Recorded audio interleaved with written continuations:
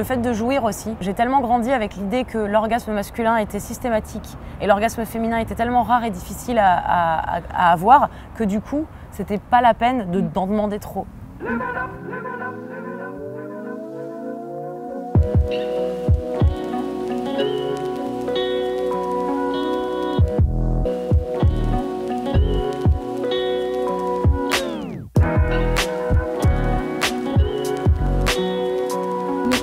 Bah, s'il n'est pas satisfait, c'est pas grave. Oui, puisque de toute façon, ça va prendre 3 heures, c'est trop long, ouais. Ou c'est trop rapide, ou tu vois, c'est toujours trop quelque chose. Et c'est vraiment ça qui compte, quoi.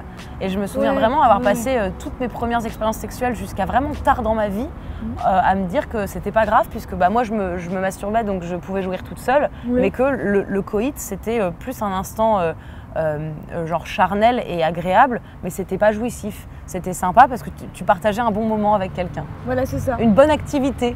Oui, c'est ça. Une bonne partie de pénis. J'avais fait cette blague. Non, moi je pensais que j'étais pas normale, moi, que de pas avoir d'orgasme pendant un coït. Ah, moi je pensais que j'étais hyper normale, justement. Et surtout, il y a une espèce de plein de questions que j'osais pas poser à mes partenaires. Tiens, un silence en fait nul. Ouais, on t'apprend pas à en parler non plus, à débriefer ou à dire ce que t'aimes, parce que c'est forcément t'as l'ego qui rentre dans le jeu et tu te dis oh là là, si je dis à machin que je préférerais quand il ferait ça et que ça j'ai pas trop aimé, il va faire quoi? Et tu vas le vexer, il faut pas le vexer parce que le sexe c'est sensible et faut pas trop en parler.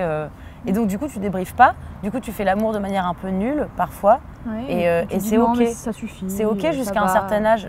Toi t'as dépassé cet âge-là, moi ça a été ok. Moi j'ai dépassé il y a pas très longtemps. Il n'y a pas très longtemps grâce à un partenaire, mais voilà. Mais tes premières expériences, elles étaient... Mes premières expériences, elles étaient... Il y en a eu des biens, il y en a eu des moins bien, mais globalement, j'arrivais toujours à un moment où il y a ce truc-là, il y a ce truc de... Bon, on fait ça, et puis ça devient normal, et puis le plaisir de l'autre, il passe un peu avant, quoi. Ouais, c'est nul, mais c'est pas grave. C'est ça. On est gentil. C'est nul, mais c'est pas grave, parce que on se fait des bisous, tu vois, c'est ça l'idée. Ouais, et parce qu'on a passé un moment correct, hein. Mais ouais, c'est chiant. J'ai appris à ce que ce soit d'accord d'avoir des exigences qui n'en sont pas vraiment, en fait, qui sont juste l'expression de ton désir.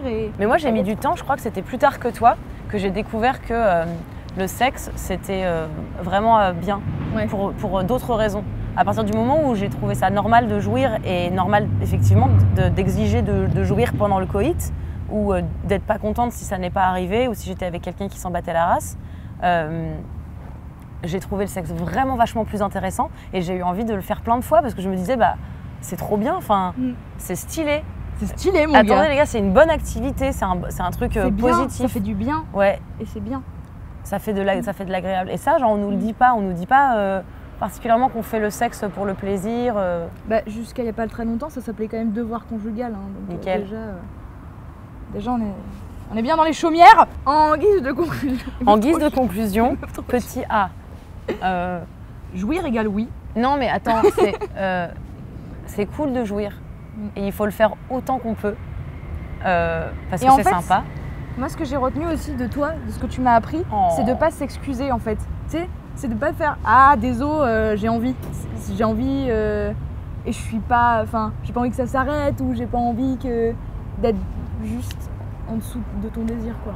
T'as tout à fait le droit de t'amuser. C'est comme si on allait à Disney et que tout le monde fait Space Mountain sauf toi. Oh non, j'adore cette attraction. Voilà, c'est un peu ça.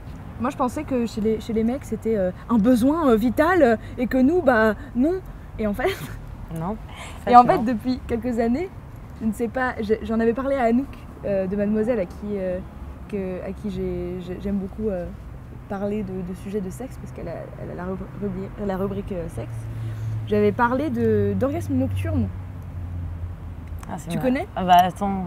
Et moi, c'est ça depuis pas longtemps. Ah bon? Et enfin, depuis pas longtemps. Ouais, depuis... Si, un petit peu longtemps, mais j'ai mis du temps à faire. Mais lol. Et en fait, ça prouve qu'en fait, ton corps, il a besoin de faire sa vidange, quoi. Ouais, c'est trop grave. Moi, je fais beaucoup de siestes. Enfin, c'est pendant mes siestes, c'est pas la nuit. Oui, c'est pendant mes siestes. Et du coup, j'aime bien faire une sieste et me dire surprise, peut-être oui, pas. On verra ce qui va m'arriver. Et j'aime trop. Et c'est très rigolo et un peu surprenant. Mais ça, tu vois, on nous l'a pas dit. On nous apprend que les mecs, la première fois qu'ils jouissent, parfois ils sont là en train de faire un rêve et ils font oh non dans leurs pantalons tout seuls. Mais nous, on nous dit pas. Putain, c'est intéressant. Ah non, Mimi, elle m'appelle hier pour me dire on fait ça. Ah, tu mens, je t'en ai parlé il y a un mois. Bah oui, mais tu m'as jamais expliqué ce que c'est. Tu m'as dit faut qu'on fasse une vidéo pour Mademoiselle. Tu m'as pas dit ce que c'était. Je t'ai dit comme Marion et Lou. T'as fait oh Marion, il y aura Marion et je t'ai dit non, il y aura pas Marion, il y aura nous. Du coup, voilà on est là. Alors, ton manque de professionnalisme.